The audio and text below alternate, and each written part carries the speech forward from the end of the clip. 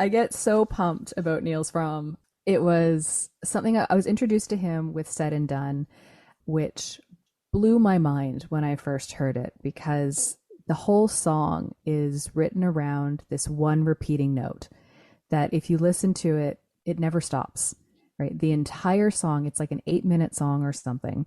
And this one note just continually beats through the whole thing. And even though there's no lyrics to the song, it absolutely runs this course of like like a breakup.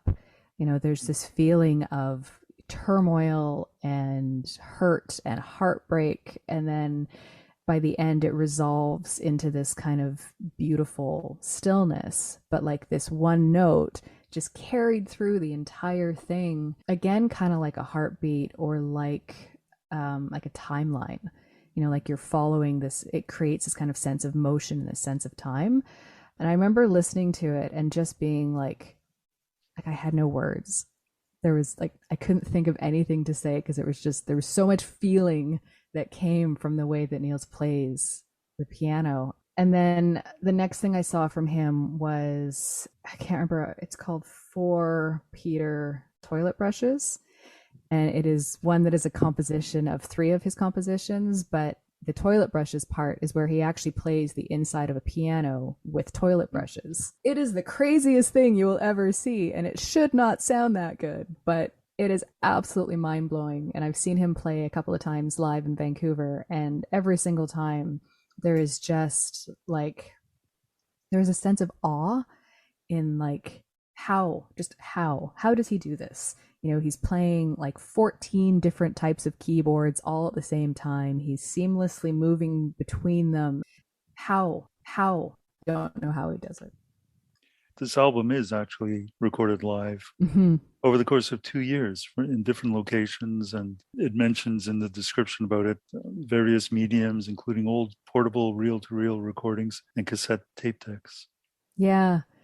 His setup, watching his stage setup is almost as interesting as like hearing him play because he has this kind of bizarre collection of different instruments. Most of them are keyed instruments. He's got like toy pianos and I think 3 different stand-up pianos and then the grand piano that he plays, but he also has the tape warps thing that he does and a few other things they just kind of combine, but it's like this hodgepodge of things that like if you were in a junk store or whatever, you just wouldn't think twice about. But somehow he manages to like turn these things into just the most beautiful music, you know. And I've always found that very inspiring because for me, he pushes the boundaries of what music is. You know, he's made up. He kind of creates his own instruments and his own world and his own ideas and doesn't really play by the rules of what, you know, composing should be, but ends up creating this symphonic kind of otherworldly, incredibly beautiful experience. So for you as a producer, he must be an inspiration. Hmm. He really is. And again, he's someone that I found before I started producing my music, but then when I started kind of honing in on what my own sound was, those types of influences were very obvious. You know, I really enjoy sweeping sounds or things that seem to like come from the back and then move to the front. You know, I am obsessed with pianos. I think I have about 9 or 10 different piano VSTs in my kit that I play with because sometimes you want like a loud piano and sometimes you want a quiet piano and sometimes you want one that's plinkier. And I think those types of choices came from listening to artists like Niels, who don't just play an instrument, but really expand on all of what an instrument could be. You know, and I think the Toilet Brushes song is a perfect example of that because he does play the piano as a grand piano, but he also plays it as a stringed instrument and as a percussion instrument, which I think is genius.